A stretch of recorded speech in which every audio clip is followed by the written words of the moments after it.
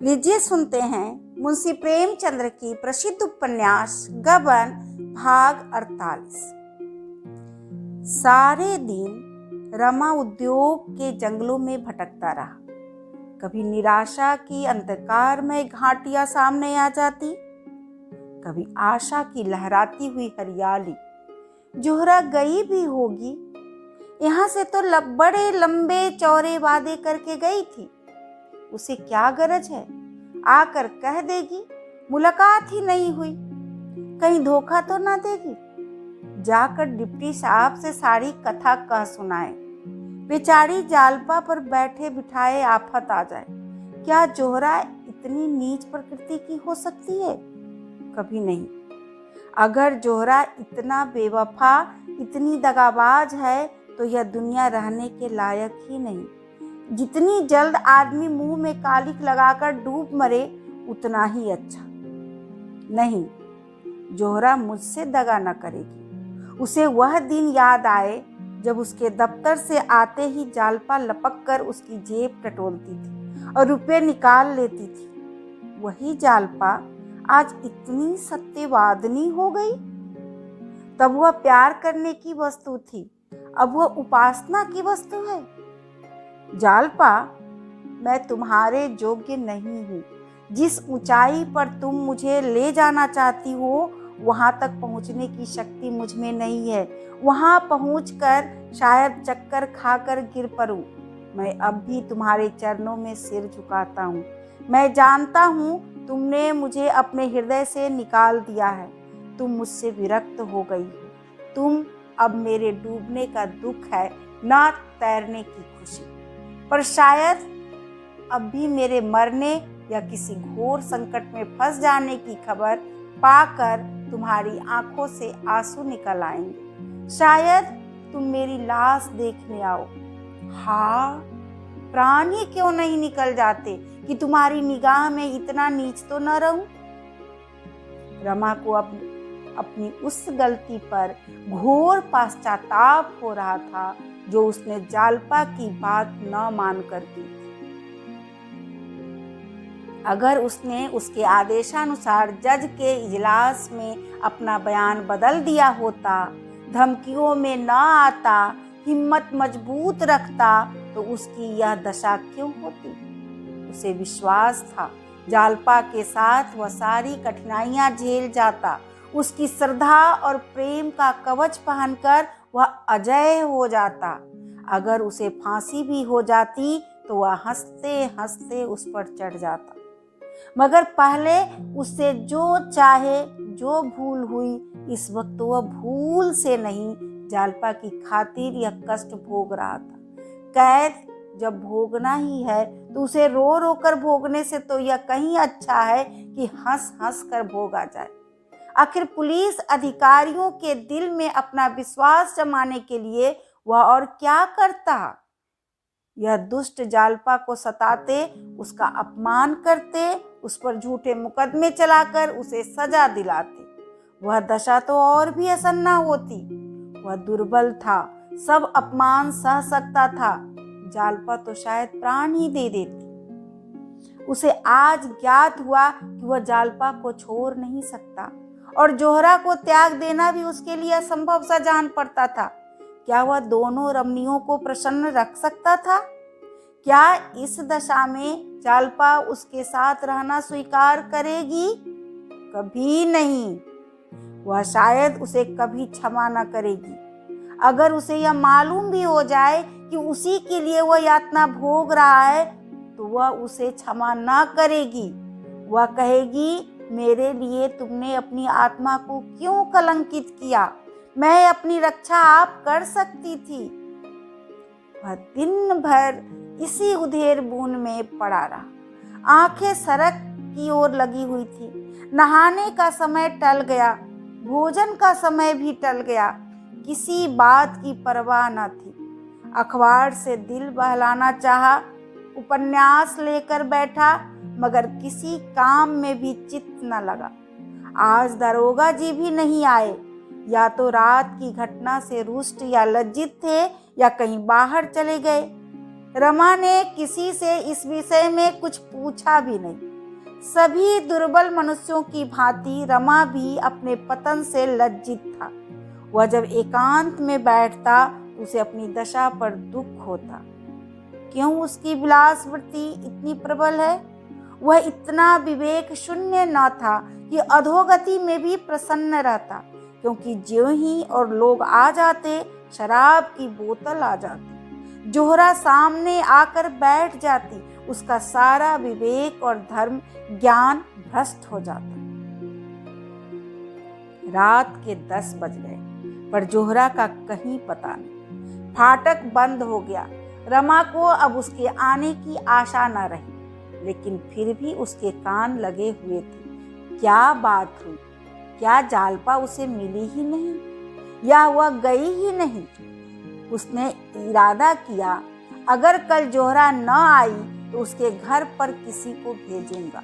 उसे 2-1 झपकियां आई और सवेरा हो गया। फिर वही विकलता शुरू।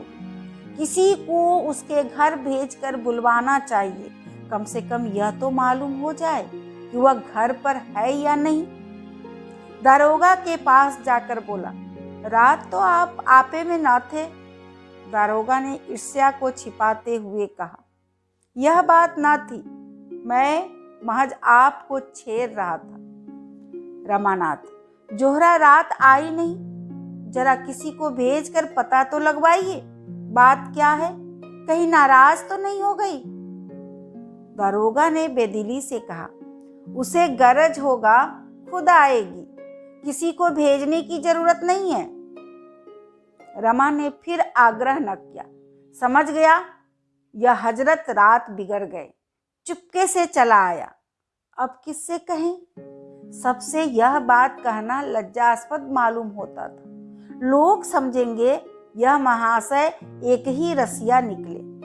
दारोगा से तो थोड़ी सी घनिष्ठता हो गई थी। 1 हफ्ते तक उसे जोहरा के दर्शन न हुए। अब उसके आने की कोई आशा न थी। रमा ने सोचा, आखिर बेवफा निकली, उससे कुछ आशा करना मेरी भूल थी। यह मुमकिन है पुलिस अधिकारियों ने उसके आने की मनाही कर दी हो। कम से कम मुझे एक पत्र तो लिख सकती थी। मुझे कितना धोखा हुआ। व्यर्थ उससे अपने दिल की बात कही। कहीं इन लोगों से न कह दे तो उल्टी आते गले पड़े जाए। मगर जोहरा बेवफाई नहीं कर सकती। रमा की अंतरात्मा इसकी गवाही देती थी। इस बात को किसी तरह स्वीकार न करती थी। शुरू के 10-5 दिन तो जरूर जोहरा ने उसे लुब्ध करने की चेष्टा की थी, पर अनायास ही उसके व्यवहार में परिवर्तन होने लगा था। वह क्यों बार बार सजल नेत्र होकर कहती थी, देखो बाबूजी, मुझे भूल न जाना। उसकी वह हसरत भरी बातें याद आकर कपट की शंका को दिल से निकाल देती। जरूर कोई न कोई नई बात हो गई है। वह अक्सर एकांत में बैठकर जोहरा की याद करके बच्चों की तरह रोता। शराब से उसे घृणा हो गई। दरोगा जी आते, इंस्पेक्टर साहब आते, पर रमा को उनके साथ 10-5 मिनट बैठना भी अखरता। वह चाहता था मुझे कोई न छेड़े, कोई न बोले। रसोइया खाने को बुलाने आता तो उसे घुड़क देता। कहीं घूमने या सैर करने की उसकी इच्छा ही ना होती। यहाँ कोई उसका हमदर्द न था, कोई उसका मित्र न था। एकांत में मन मारे बैठे रहने में ही उसके चित्त को शांति होती थी। उसकी स्मृतियों में भी अब कोई आनंद न था। नहीं, वह स्मृतियां भी मानो उसके हृदय से मिट गई थी। एक प्रकार का विराग उसके दिल पर छाया रहता था। 7वां दिन था। 8 बज गए थे। आज एक बहुत अच्छा फिल्म होने वाला था। एक प्रेम कथा थी। दारोगा जी ने आकर रमा से कहा तो वह चलने को तैयार हो गए। कपड़े पहन रहा था। जोहरा आ पहुंची। रमा ने उसकी तरफ एक बार आंख उठाकर देखा, फिर आईने में अपने बाल संवारने लगे। न कुछ बोला न कुछ कहा।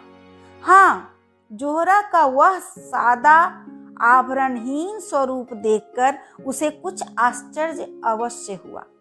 वह केवल एक सफेद साड़ी पहने हुए थे। आभूषण का एक तार भी उसके देह पर न था। ओठ मुरझाए हुए और चेहरे पर क्रीड़ामय चंचलता की जगह तेजमय गंभीरता झलक रही थी।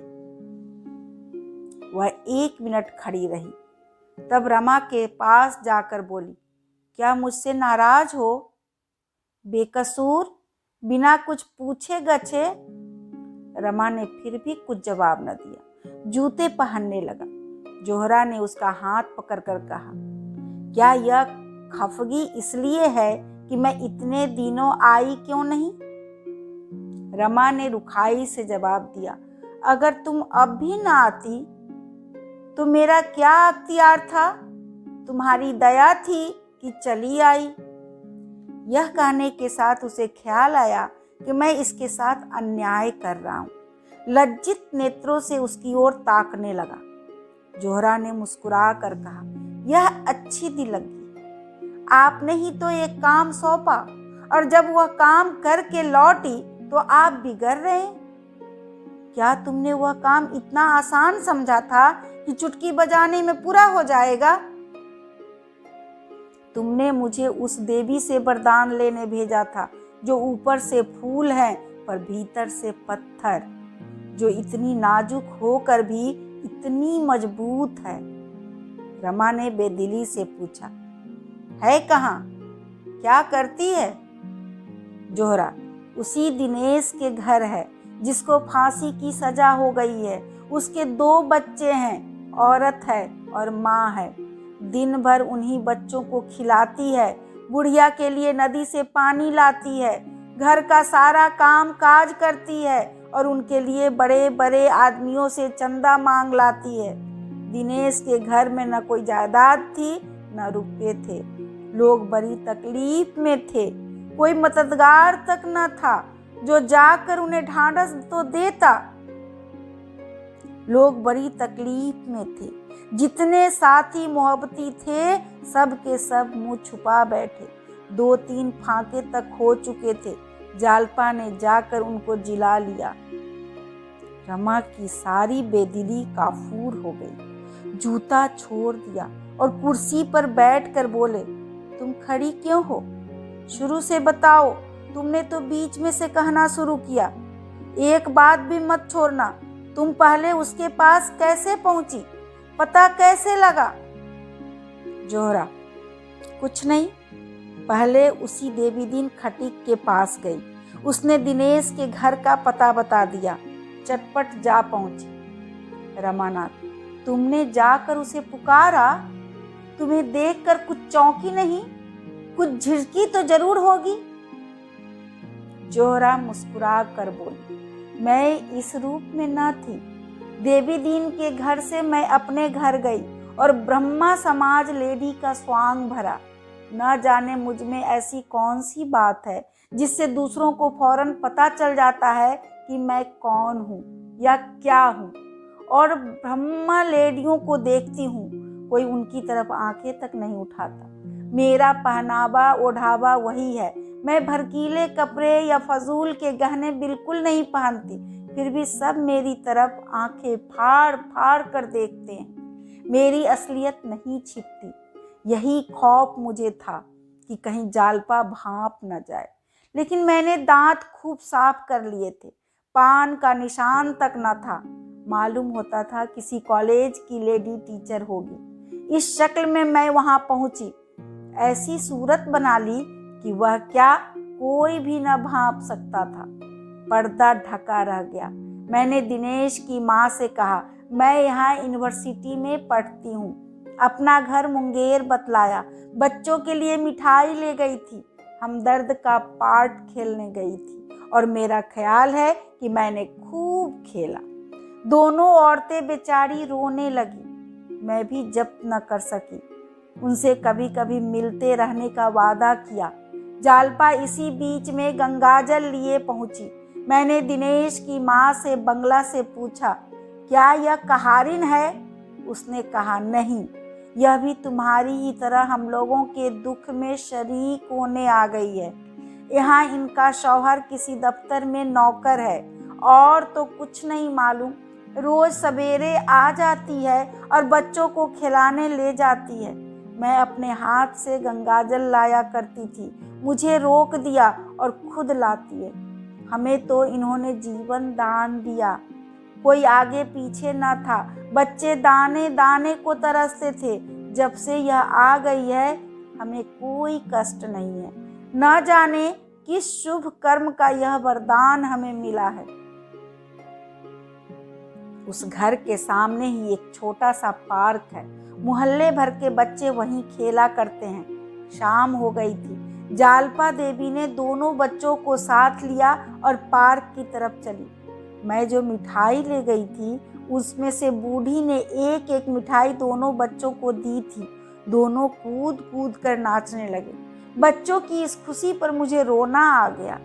दोनों मिठाइयाँ खाते हुए जालपा के साथ हो ली। जब पार्क में दोनों बच्चे खेलने लगे तब जालपा से मेरी बातें होने लगी। रमा ने कुर्सी और करीब खींच ली और आगे को झुक गया।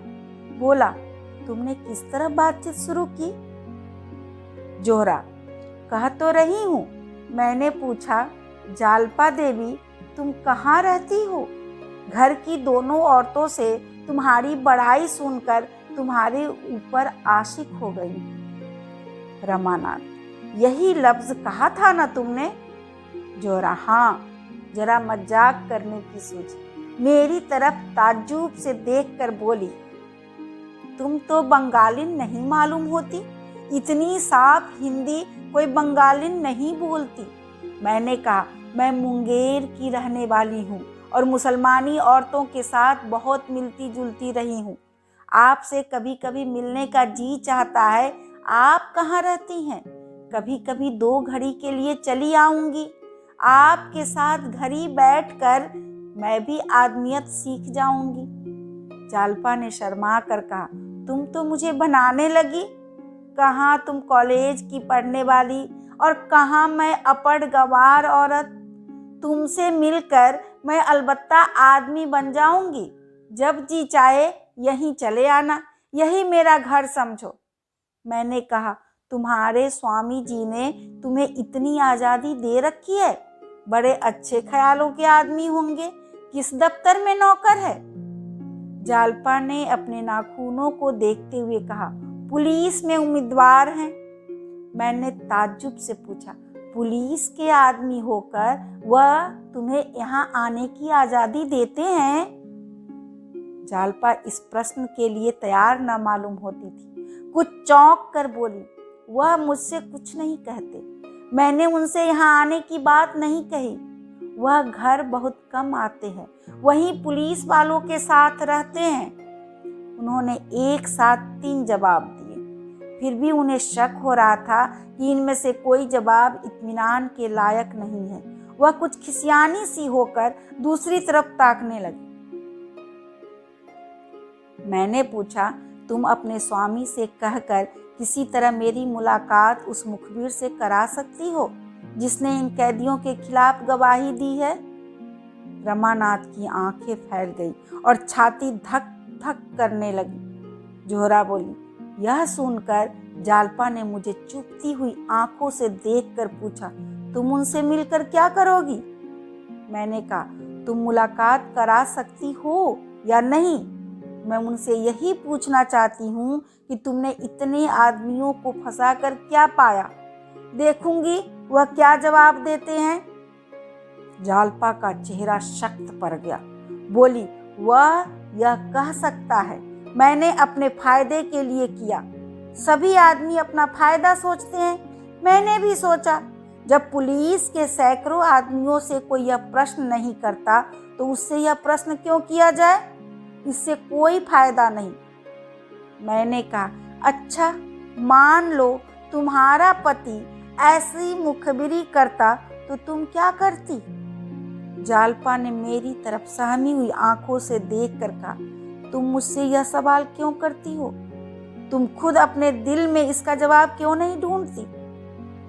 मैंने कहा, मैं तो उनसे कभी न बोलती, न कभी उनकी सूरत देखती। जालपा ने गंभीर चिंता के भाव से कहा, शायद मैं भी ऐसा ही समझती या ना समझती, कुछ कह नहीं सकती। आखिर पुलिस के अफसरों के घर में भी तो औरतें हैं, वे क्यों नहीं अपने आदमियों को कुछ कहती? जिस तरह उनके हृदय अपने मर्दों के से हो गए हैं, संभव है मेरा हृदय भी वैसा ही हो जाता। इतने में अंधेरा हो गया। जालपा देवी ने कहा, मुझे देर हो रही है, बच्चे साथ है, कल हो सके तो फिर मिलिएगा। आपकी बातों में बड़ा आनंद आता है। मैं चलने लगी तो उन्होंने चलते चलते मुझसे कहा, जरूर आइएगा, वहीं मैं मिलूंगी, आपका इंतजार करती रहूंगी। लेकिन 10 ही कदम के बाद फिर रुककर बोली, मैंने आपका नाम तो पूछा ही नहीं, अभी तुमसे बात करने में जी नहीं भरा।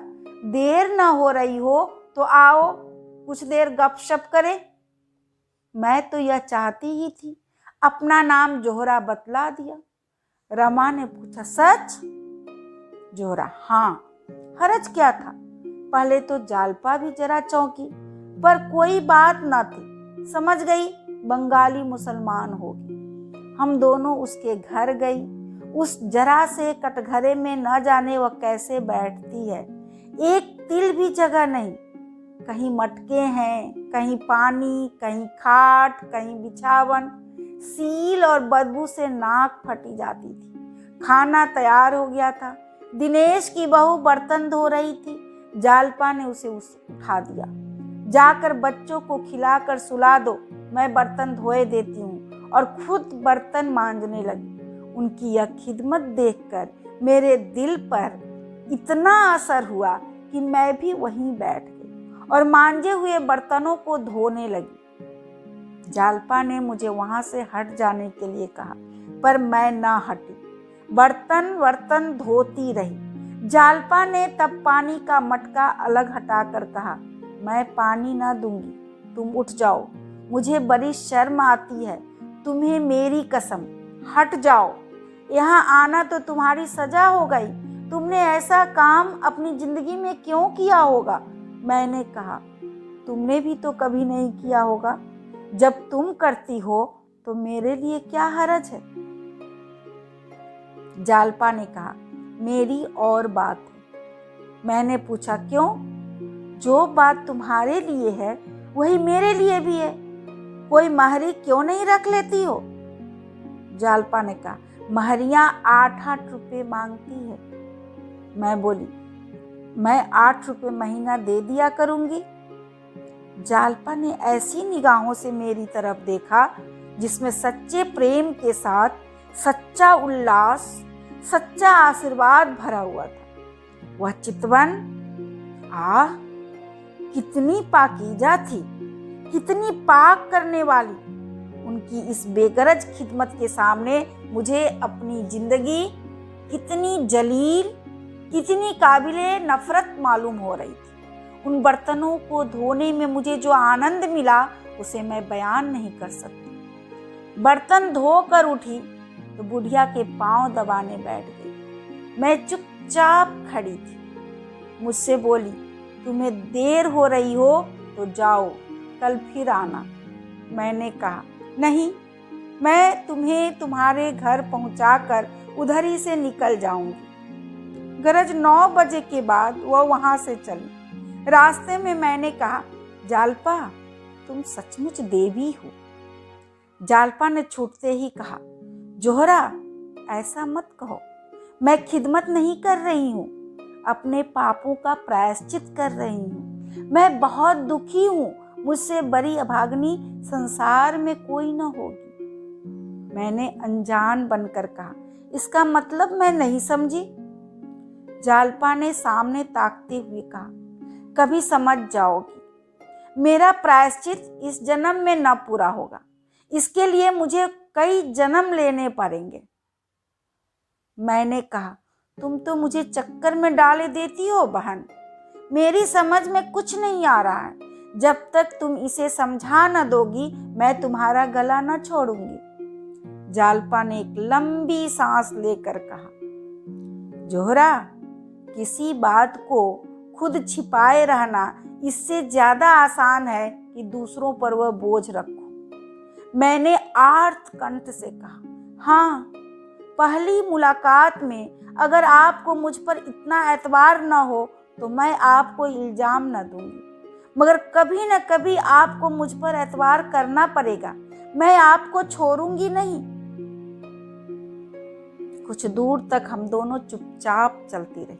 एकाएक जालपा ने कांपती हुई आवाज में कहा, जोहरा, अगर इस वक्त तुम्हें मालूम हो जाए कि मैं कौन हूं तो शायद तुम नफरत से मुंह फेर लोगी और मेरे साये से भी दूर भागोगी। इन लफ्जों में ना मालूम क्या जादू था कि मेरे सारे रोए खड़े हो गए। यह एक रंज और शर्म से भरे हुए दिल की आवाज थी और इसने मेरी स्याह जिंदगी की सूरत मेरे सामने खड़ी कर दी। मेरी आंखों में आंसू भर आए। ऐसा जी में आया कि अपना सारा श्वांग खोल दूं। न जाने उनके सामने मेरा दिल क्यों ऐसा हो गया था। मैंने बड़े बड़े काइये और छटे हुए सोहदों और पुलिस अफसरों को चपरगट्टू बनाया है, पर उनके सामने मैं जैसे भीगी बिल्ली बनी हुई थी। फिर मैंने जाने कैसे अपने को संभाल लिया। मैं बोली तो मेरा गला भी भरा हुआ था, यह तुम्हारा ख्याल गलत है देवी। शायद तब मैं तुम्हारे पैरों पर गिर पड़ूंगी। अपनी या अपनों की बुराइयों पर शर्मिंदा होना सच्चे दिलों का काम है। जालपा ने कहा, लेकिन तुम मेरा हाल जानकर करोगी क्या? बस इतना ही समझ लो कि एक गरीब अभागिन औरत हूं, जिसे अपने ही जैसे अभागे और गरीब आदमियों के साथ मिलने जुलने में आनंद आता है। इसी तरह यह बार बार टालती रही, लेकिन मैंने पीछा न छोड़ा। आखिर उसके मुंह से बात निकाल ही ली। रमा ने कहा, यह नहीं, सब कुछ कहना पड़ेगा।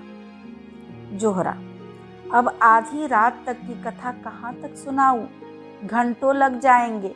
जब मैं बहुत पीछे पड़ी तो उन्होंने आखिर में कहा, मैं उसी मुखबिर की बदनसीब औरत हूँ जिसने इन कैदियों पर यह आफत ढाई है।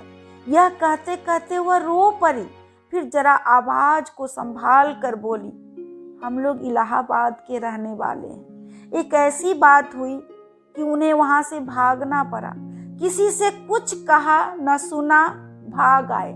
कई महीनों में पता चला कि वह यहाँ है। रमा ने कहा, इसका भी किस्सा है, तुमसे बताऊंगा कभी। जालपा के सिवा और किसी को यह न सूझती।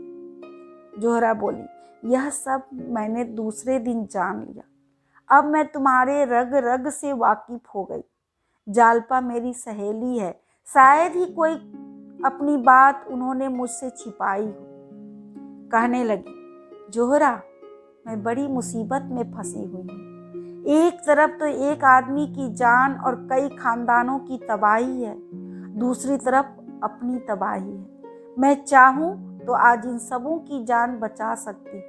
मैं अदालत को ऐसा सबूत दे सकती हूँ कि फिर मुखबिर की शहादत की कोई हकीकत ही न रह जाएगी, पर मुखबिर को सजा से नहीं बचा सकती। बहन, इस दुविधा में मैं पड़ी नरक का कष्ट झेल रही हूँ। न यही होता है कि इन लोगों को मरने दूं और न यही हो सकता है कि रमा को आग में झोंक दूं।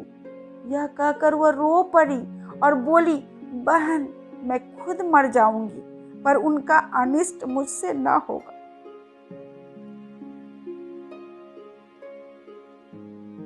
न्याय पर उन्हें भेंट नहीं कर सकती। अभी देखती हूँ क्या फैसला होता है। नहीं कह सकती उस वक्त मैं क्या कर बैठूं। शायद वही हाई कोर्ट में सारा किस्सा कह सुनाऊं। शायद उसी दिन जहर खाकर सो रहूं। इतने में देवीदीन का घर आ गया। हम दोनों विदा हुई। जालपा ने मुझसे बहुत इशरार किया कि कल इसी वक्त फिर आना। दिन भर तो उन्हें बात करने की फुर्सत नहीं रहती, बस वही शाम को मौका मिलता था।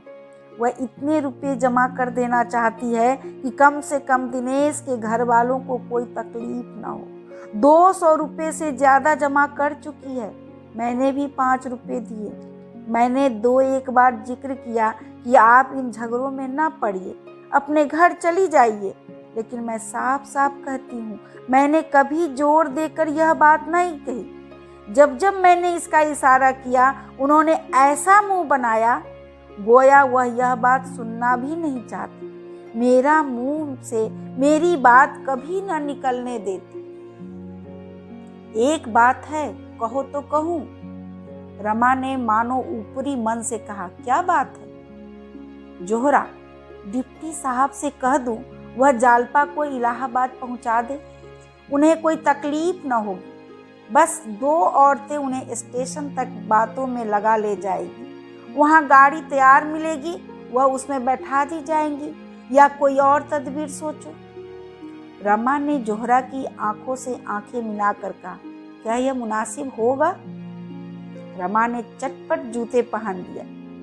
जोहरा ने शर्मा कर कहा, मुनासिब तो ना होगा। रमा ने जोहरा से पूछा, देवी दिन के ही घर पर रहती है ना? जोहरा उठ खड़ी हुई और उसके सामने आकर बोली, तो क्या इस वक्त जाओगे? रमानाथ, हाँ जोहरा, इस वक्त चला जाऊंगा। बस उनसे 2 बातें करके उस तरफ चला जाऊंगा जहां मुझे अब से बहुत पहले चला जाना चाहिए था। जोहरा, मगर कुछ सोच तो लो, नतीजा क्या होगा? रमानाथ, सब सोच चुका। ज्यादा से ज्यादा 3-4 साल की कैद, दरोगा बयानी के जुर्म में। बस अब रुखसत। भूल मत जाना जोहरा, शायद फिर कभी मुलाकात हो। रमा बरामदे से उतरकर सहन में आया और एक क्षण में फाटक के बाहर था। दरबान ने कहा, हुजूर ने दरोगा जी को इत्तला कर दी है। रमानाथ, इसकी कोई जरूरत नहीं। चौकीदार, मैं जरा उनसे पूछ लूं, मेरी रोजी क्यों ले रहे हैं हुजूर? रमा ने कोई जवाब न दिया, तेजी से सड़क पर चला खड़ा हुआ। जोहरा निस्पंद खड़ी उसे हसरत भरी आंखों से देख रही थी। रमा के प्रति ऐसा प्यार, ऐसा विकल करने वाला प्यार उसे कभी न हुआ था। जैसे कोई वीरबाला अपने प्रियतम को समर भूमि की ओर जाते देखकर गर्व से फूली न समाती। चौकीदार ने लपक कर दरोगा से कहा, वह बेचारे खाना खाकर लेटे ही थे, घबरा कर निकले। रमा के पीछे दौड़े और पुकारा, बाबू साहब जरा सुनिए तो, 1 मिनट रुक जाइए। इससे क्या फायदा? कुछ मालूम तो हो, आप कहाँ जा रहे हैं? आखिर बेचारे एक बार ठोकर खाकर गिर पड़े। रमा ने लौटकर उन्हें उठाया और पूछा, कहीं चोट तो नहीं आई? दारोगा, कोई बात न थी, जरा ठोकर खा गया था। आखिर आप इस वक्त कहाँ जा रहे हैं? सोचिए तो इसका नतीजा क्या होगा? रमानाथ, मैं 1 घंटे में लौट आऊंगा। जालपा को शायद मुखलिफों ने बहकाया है कि हाई कोर्ट में एक अर्जी दे दो, जरा उसे जाकर समझाऊंगा। दारोगा, यह आपको कैसे मालूम हुआ? रमानाथ, जोहरा कहीं सुन आई है। दारोगा, बड़ी बेवफा औरत है, ऐसी औरत का तो सिर काट लेना चाहिए। रमानाथ, इसलिए तो जा रहा हूँ, या तो इसी वक्त उसे स्टेशन पर भेज कर आऊँगा, या इस बुरी तरह पेश आऊँगा कि वह भी याद करेगी। ज़्यादा बातचीत का मौका नहीं है, रात भर के लिए मुझे इस कैद से आज़ाद कर दीजिए। दारोगा, मैं भी चलता हूँ, जरा ठहर जाइए। रमानाथ, जी नहीं, बिल्कुल मामला बिगड़ जाएगा, मैं अभी आता हूँ। दारोगा लाजवाब हो गए। 1 मिनट तक खड़े सोचते रहे, फिर लौट पड़े और जोहरा से बातें करते हुए पुलिस स्टेशन की तरफ चले गए। उधर रमा ने आगे बढ़कर एक तांगा किया और देवी दीन के घर जा पहुंचा। जालपा दिनेश के घर से लौटी थी और बैठी जग्गो और देवी दीन से बातें कर रही थी। वह इन दिनों एक ही वक्त खाना खाया करती थी। इतने में रमा ने नीचे से आवाज दी। देवी दीन उसकी आवाज पहचान गया, बोला, भैया है शायद? जालपा, कह दो यहाँ क्या करने आए हैं, वहीं जाएं। देवी दीन, नहीं बेटी, जरा पूछ तो लूं, क्या कहते हैं, इस वक्त उन्हें कैसे छुट्टी मिली? जालपा, मुझे समझाने आए होंगे और क्या, मगर मुंह धो रखे। देवी दीन ने द्वार खोल दिया। रमा ने अंदर आकर कहा, दादा, मुझे यहाँ देखकर इस वक्त ताज्जुब कर रहे होंगे। 1 घंटे की छुट्टी लेकर आया हूँ। तुम लोगों से अपने बहुत से अपराधों को क्षमा कराना था। जालपा ऊपर है?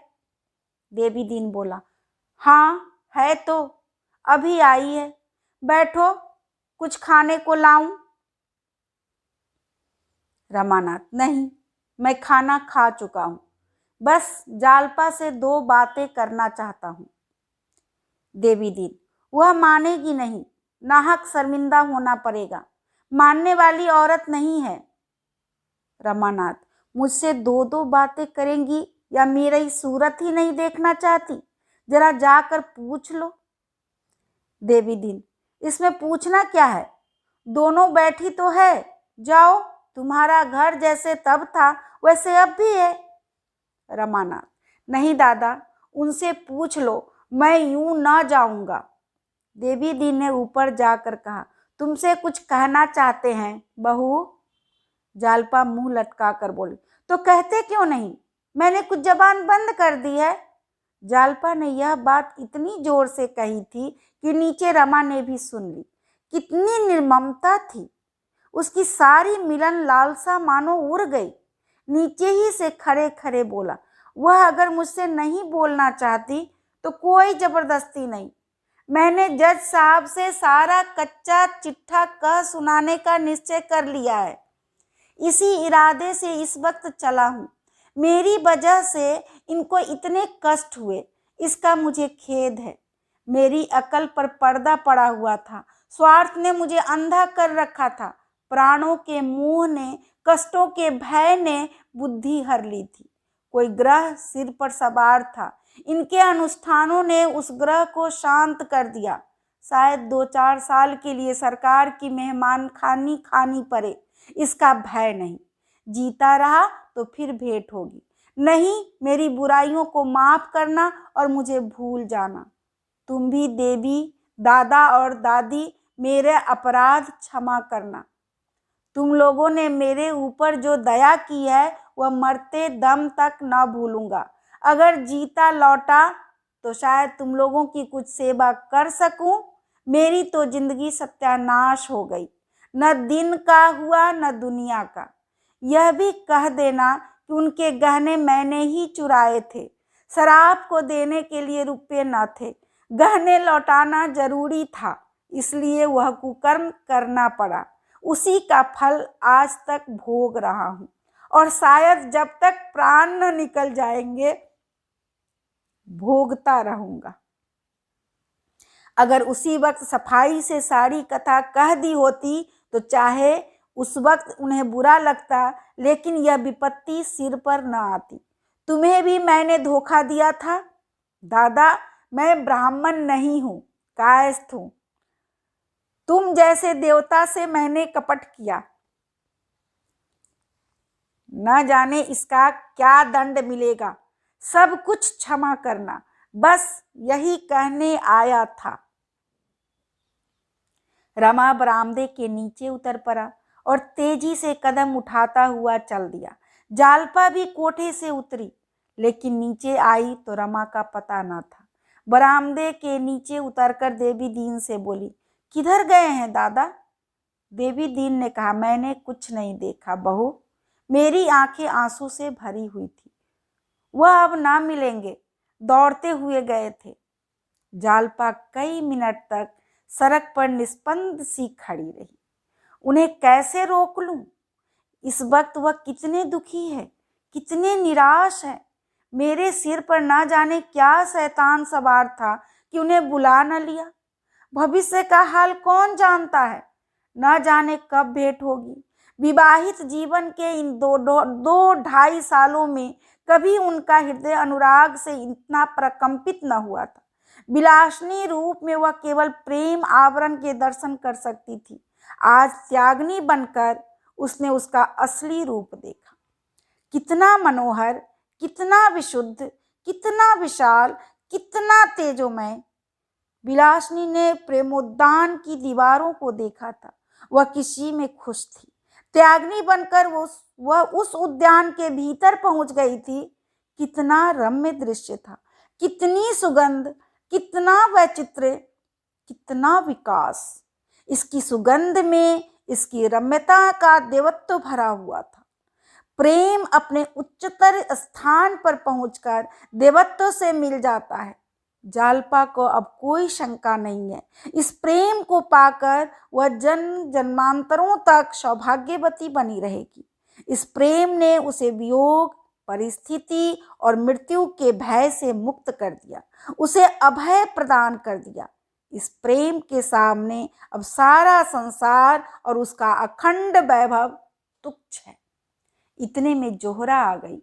जालपा को पटरी पर खड़े देखकर बोली, वहां कैसे खड़ी हो बहन? आज तो मैं ना आ सकी। चलो, आज तुमसे बहुत सी बातें करनी है। दोनों ऊपर चली गई। अभी आप सुन रहे थे मुंशी प्रेमचंद्र की प्रसिद्ध उपन्यास गबन भाग 48। धन्यवाद।